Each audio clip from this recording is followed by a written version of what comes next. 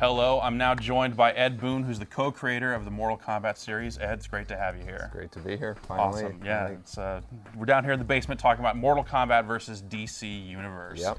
Now, you've been working on this game for a while now. It seems like it's nearing completion. What's left to do in the game right now? You know what? Not much other than to show guys like you the game. You know, we're all submitted into Sony and Microsoft. Cool. Just kind of waiting with bated breath and make sure that they don't find any weird last-minute bugs. Yeah, but so far it's been very clean, and so we're looking for a November 16th shelf date. Awesome. So let's take it back to the beginning. Now this game, you started talking about the next Mortal Kombat, but well before you talked about DC's involvement. Yeah. At what point did the game transfer from like Mortal Kombat 8 to MK versus DC Universe? You know what?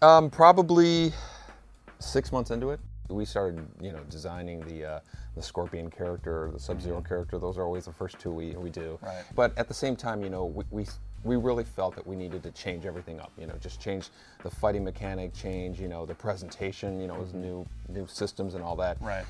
So we said, we need change. We need as much change as we can. And so our marketing people came to us and said, what do you think of the idea of having Batman in the game? And Superman, and then and it wasn't really presented like DC characters, just Batman and Superman. And then we said, oh yeah, that'd be cool. And then we kind of realized that it was really the DC universe of characters that we had, and we had hesitation at first, and just like some people who've heard the news, were hesitant about it. And but then the more we explored it, and the more we saw kind of parallels with characters. Batman, the dark brooding guy, and that's Sub-Zero. Right, Raiden, the guy who can fly and all powerful, Superman and all that stuff. So we saw all these parallels, and we thought, what, it'll be big news if anything. And and so we decided to go for it, and it's really panned out nicely.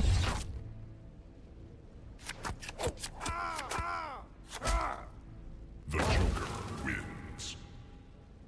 There's some stuff in this game that I'm surprised you can kind of get away with a T rating with some of this stuff. Yeah. I mean, there is blood in there. You do have finishing moves, and Sure. obviously you're not seeing spines and all this other stuff. Right. Did it kind of force you to rethink everything about Mortal Kombat in terms of just the creativity of what are we going to do with these finishing moves? What are we going to be able to come up with? Yeah, it exactly did, because normally, we were looking for some amount of shock factor. Okay, well, what do we do? Well, let's have the spine attached to the head and then something like that. And then, but now we're thinking, well, what can we do that's within this box? And so it's kind of like, more of, big impact, big moments, magic moments, and as opposed to just blatantly gory moments. And when you think it's actually a whole new category of things, and we've done probably like 100 or 200 fatalities over the years. Right. So all of a sudden it actually opened a lot of a lot of doors to more creative stuff. Cool. Now, in addition, you also pretty much revamped the entire fighting system yet again. Stepping away from kind of the stances and the weapons found in the previous few games. Right. What was your goal when you sat down to figure out, how Mortal Kombat's going to play now? What was the one thing that you really wanted to make sure you got right? Well, one goal was just to be different. I mean, not different as in worse, but different for the sake of a new experience. My thing was I want people to have a new experience. I want when they pick up a controller, I don't want them to feel like, oh, okay, I played this before, And while I really was happy with the multiple fighting styles of the previous games, we did it 3 times, and I thought that it was, it's time to move on to something different. And so the team, when we talk, we always have ideas like, it'd be cool if we started doing this more, and our heads started gravitating more towards a 2D strategy. Pulling down on the joypad, ducks, before it would 3D walk, pushing up on it, jumps. Now, you have the analog stick and you can still do that stuff, but in terms of the moment-to-moment kind of fighting strategy things, we really were leaning towards a 2D thing, and that's where we just kind of gravitated towards, and that's kind of the feel of the game. So it's more about jumping over or ducking under projectiles as opposed to just taking that one step that nullifies the whole thing. Yeah, exactly, right. and ducking under a punch and uppercutting right afterwards, That whole kind of basic strategy. We still have the 3D movement, so you can still position yourself for the transitions and the free fall combat and all that, but it's the main moment-to-moment events are 2D oriented. Let's actually talk about like free fall combat, close combat. how did these come into play? Test your might, being able to run through walls and kind of pound on the buttons. Like they seem to break up the action. Is that deliberate? Yeah. It's actually it's very deliberate. You know, we've always felt that, like, you know, it's great to have all this exchange back and forth with players and stuff, but the pacing of it, we wanted interruptions into the fighting, and so, you know, you have this kind of close combat. I always kind of describe close combat as an interactive throw. You know, it has the same rules of a throw where you reaching out, you know, it goes through a block, but an attack will beat it. But once you get the guy, the amount of damage you're going to do is going to be determined by this little mini game. So if I can get you with the maximum 3 or 4 hits, then it's kind of like a full throw. If you kind of dodge the first one, then it's no damage. As a matter of fact, I take a little bit of damage. So there's a little risk because the rewards are really huge.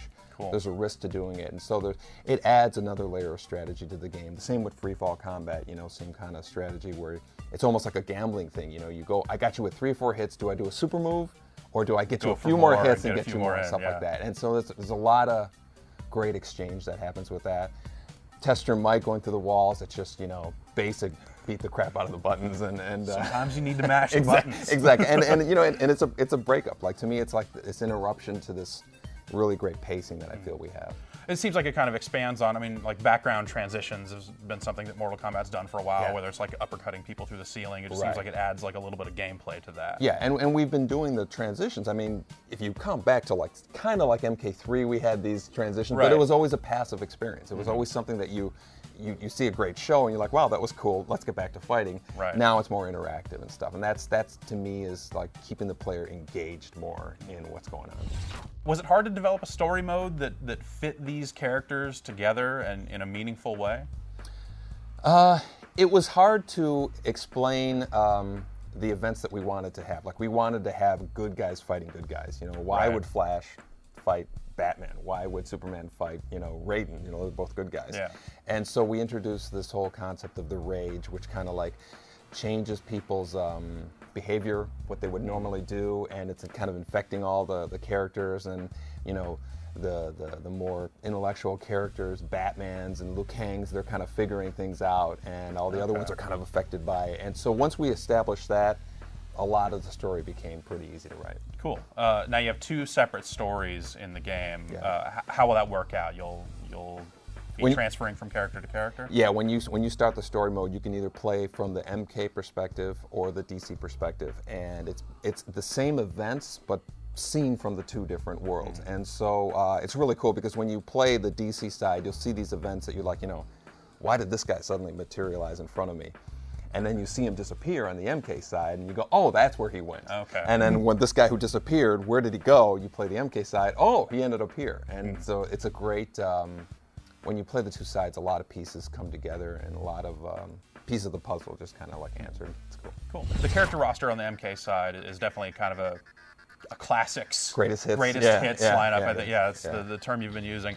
Do you see yourself kind of sticking more to these guys in future games? Is there like a soft spot in the back of your head where, like, well, you know, we're going to bring Baraicho back at some point, and some of these characters from the last few games?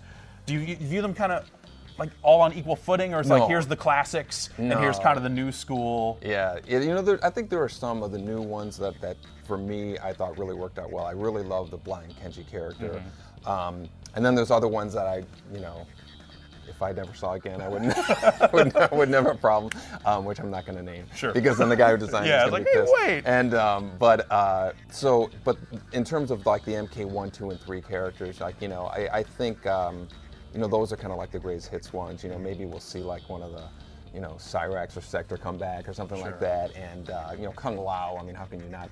I'm surprised we didn't have him in this game, to be honest. Well, you know, downloadable content, right? You can add characters later. We're talking. We're having debates already about who to download and stuff. And I'd love to put something online for like a voting thing. You know, that'd be cool. So it's cool to have that kind of problem, though, to have a lot of characters. Which one do you choose? So now the game is just about done, or you're in submission. Like,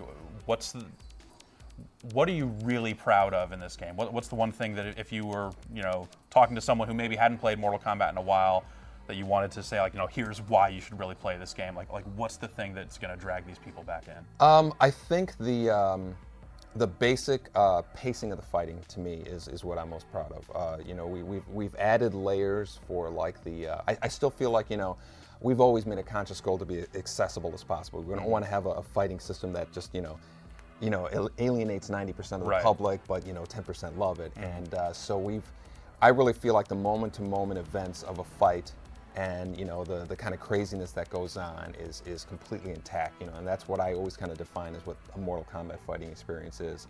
I'm really proud of the story mode, how it turned out. It's very cinematic, very, you know, transition in and out of the fights is really, really smooth. But the fact that the game, you know, the initial announcement, there was such a collective, what the, you know, reaction to it. And, you know, over time, it's really swayed to the other direction now. I'm really proud of that too. Cool. All right, Ed. Well, thanks a lot for your time. Thanks for coming by. Appreciate you having me. All right.